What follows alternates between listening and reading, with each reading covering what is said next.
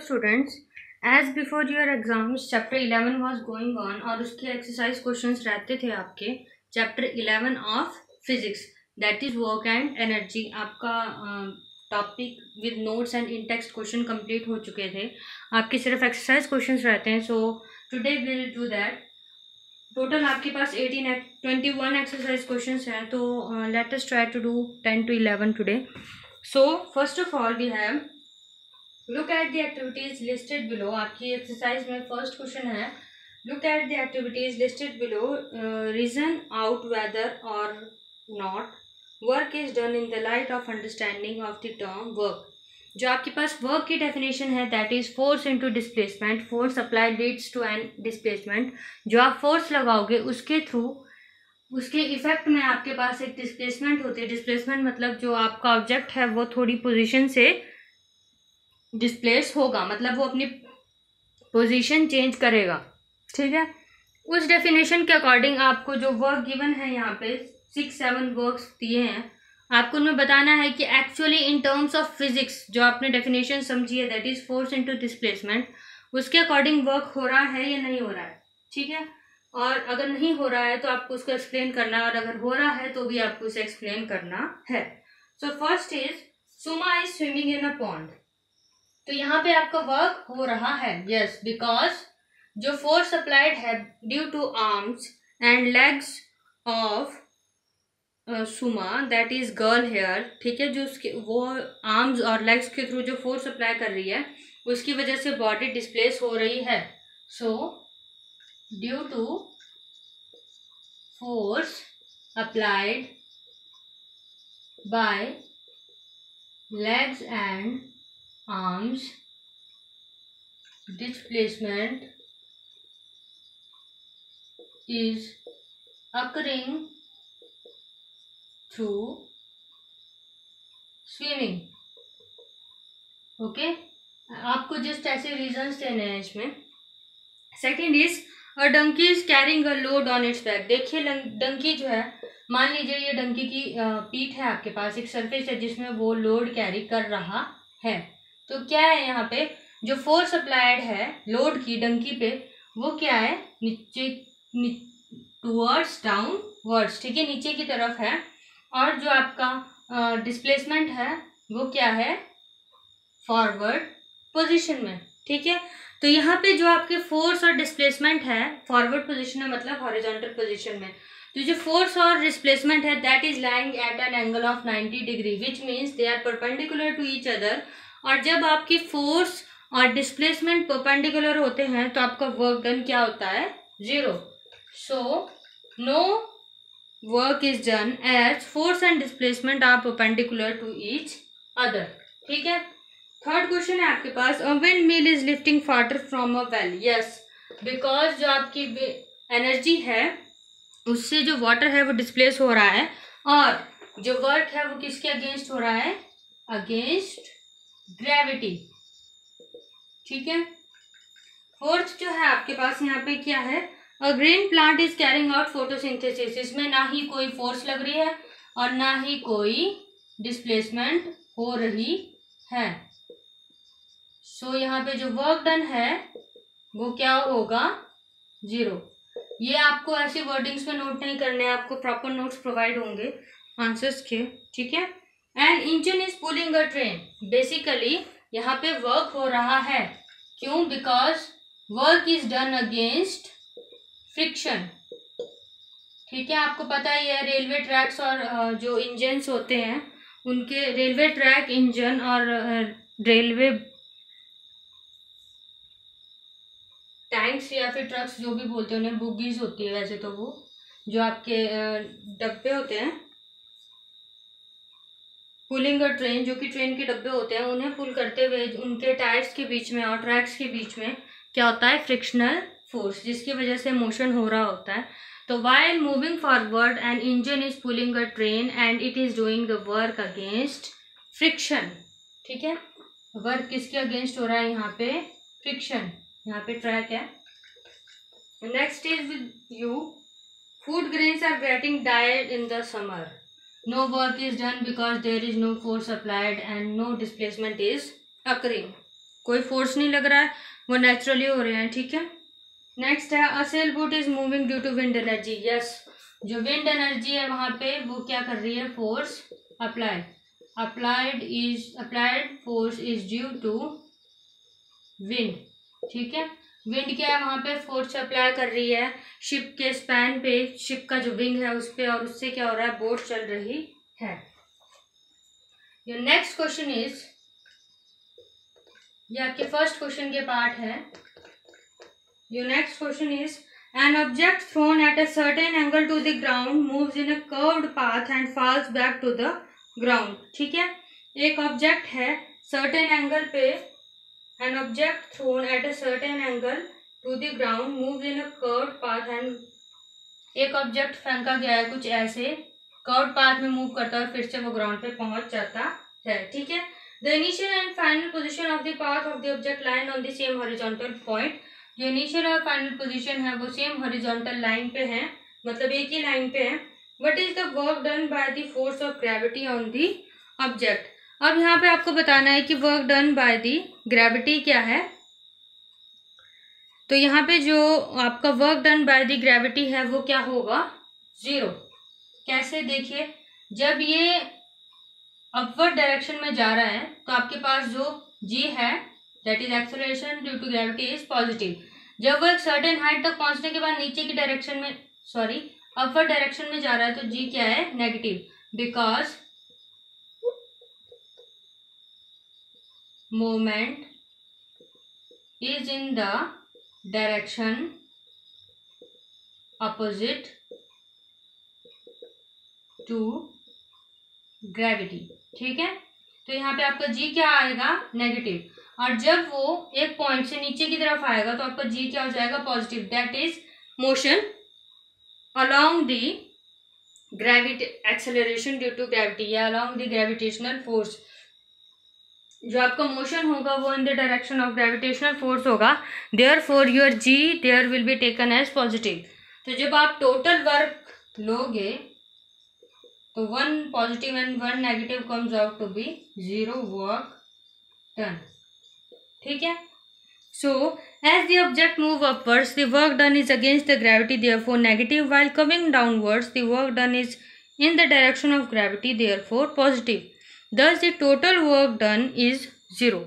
Now in question number 3 we have a battery lights a bulb.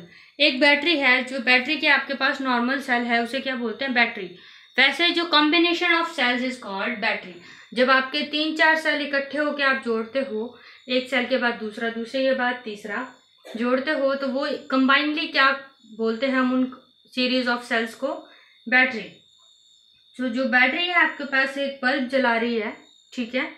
Describe the energy changes involved in the process. अब जो battery bulb जला रही है उसमें जो एनर्जी चेंजेस आए हैं, मतलब कौन सी एनर्जी चेंज हुई है वो आपको बताना है। फर्स्ट ऑफ ऑल जो बैटरी है वो क्या कर रही है, बैटरी में कौन सी एनर्जी है, chemical energy.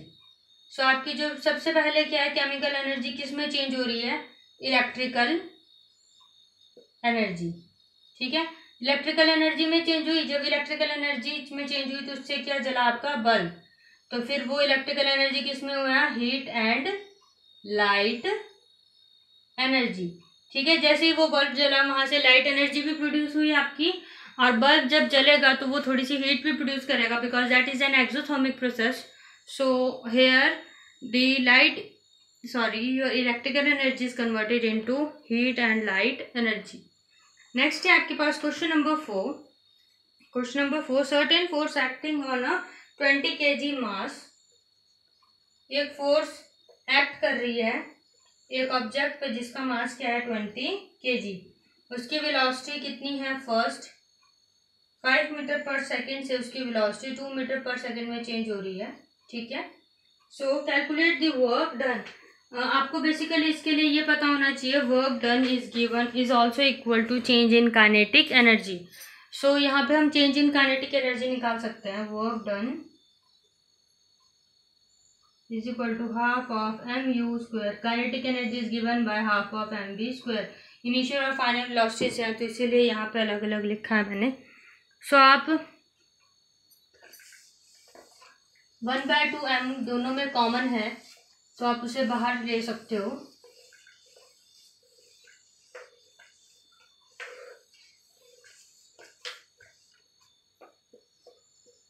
Half m u square minus v square, values put करेंगे तो 1/2 into 20 u with us is 5 square and v with us is 2 square.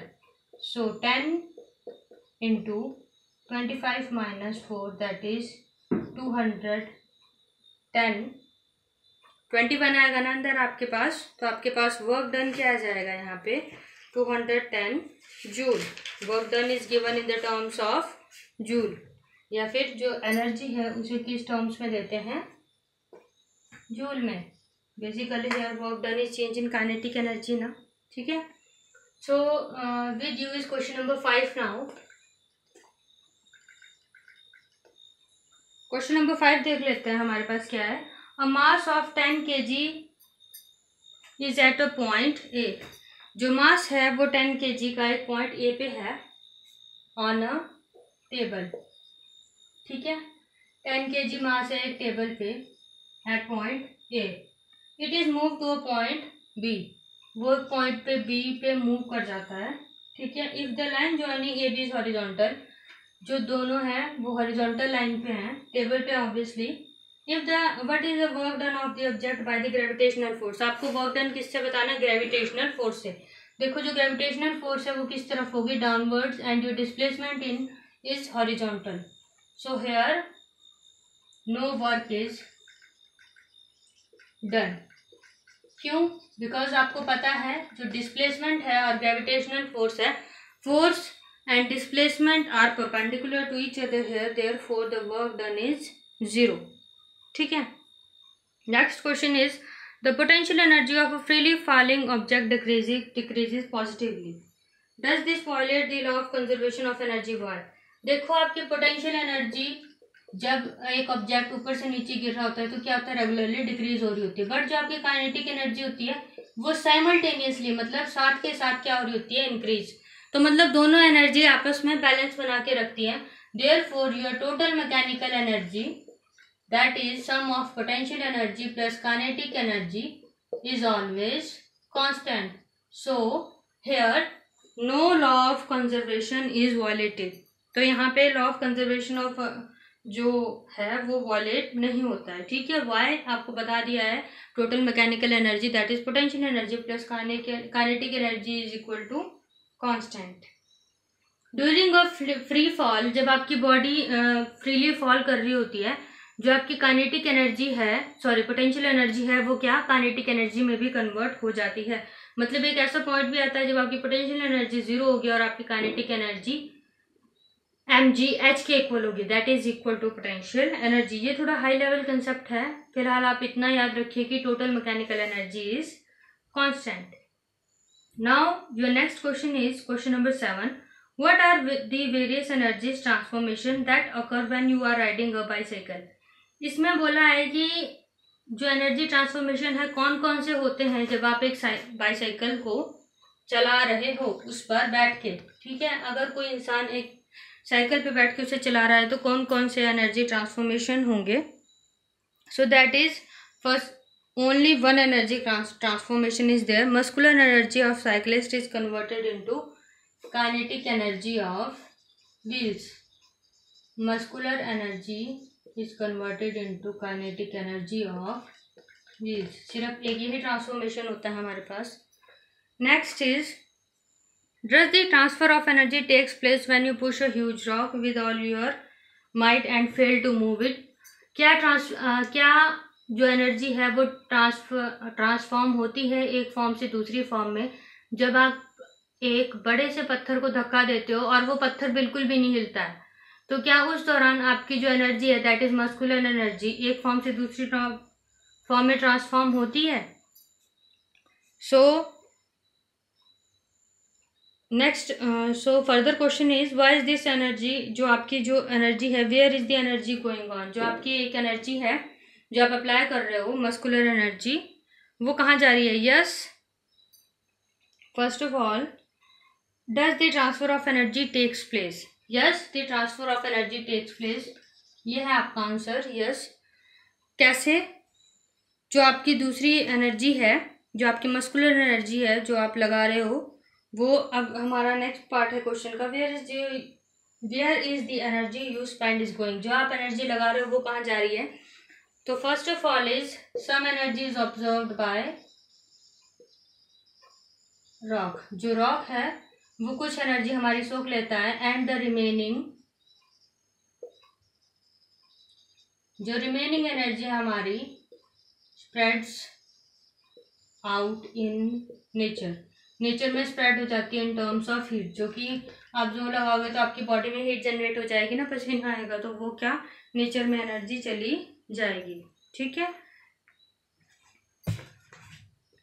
Your next question is a certain household has consumed 20 units of energy in a month.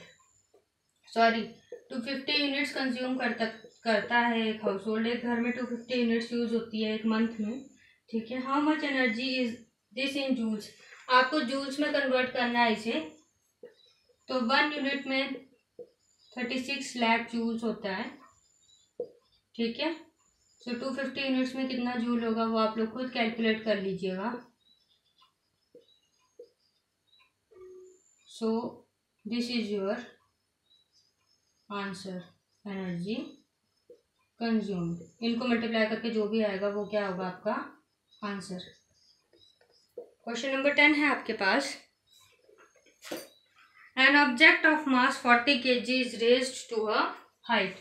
एक object है mass 40 kg का, जिसे एक height पे ऊंचा उठाया गया है। सो here the mass of object is 40 kg। तो देयर जो आपका एक्सेलरेशन ड्यू टू, आप उसको एक हाइट पे रेज करोगे तो एक्सेलरेशन ड्यू टू ग्रेविटी भी उस पर एक्ट करेगा। तो वो क्या है यहाँ पे 9.8 मीटर पर सेकेंड स्क्वायर। ठीक है। An object of mass 40 kg is raised to a height of 5 meter above the ground. जो हाइट है जिसपे वो रेज किया गया है वो क्या है 5 meter. What is the potential energy? First of all, we have to calculate potential energy, that is simply given by mgh, that is 14 into 9.8 into 5। आप लोग खुद कैलकुलेट कर लीजिएगा, जूल में आंसर आएगा। Next part is if the object is allowed to fall. अगर आप उस ऑब्जेक्ट को उस हाइट से गिरने दोगे, find its kinetic energy when it's half way down. Half way down होगा तो उसकी काइनेटिक एनर्जी फाइंड आउट करनी है। देखो मैंने आपको बताया था अभी इस क्वेश्चन में, एक पॉइंट ऐसा आता है जब आपकी काइनेटिक एनर्जी पोटेंशियल एनर्जी के इक्वल होती है, बट वो कहाँ आएगा जब आपका ऑब्जेक्ट बिल्कुल ग्राउंड को टच कर देगा। अभी वो हाफ वे में है तो आपकी काइनेटिक एनर्जी किसके इक्वल होगी, half of potential energy. So here जो आपके पास जो भी आंसर आएगा उसकी वैल्यू यहाँ डाल दीजिएगा, वो आपका क्या आ जाएगा जूल में आंसर काइनेटिक एनर्जी का। So this was all for today. आपके 21 क्वेश्चंस में से आज हमने 10 क्वेश्चंस कर दिए हैं एक्सरसाइज के। So in our next lecture we will do the remaining 11 questions of your chapter 11 of physics. So thank you. This is all for today.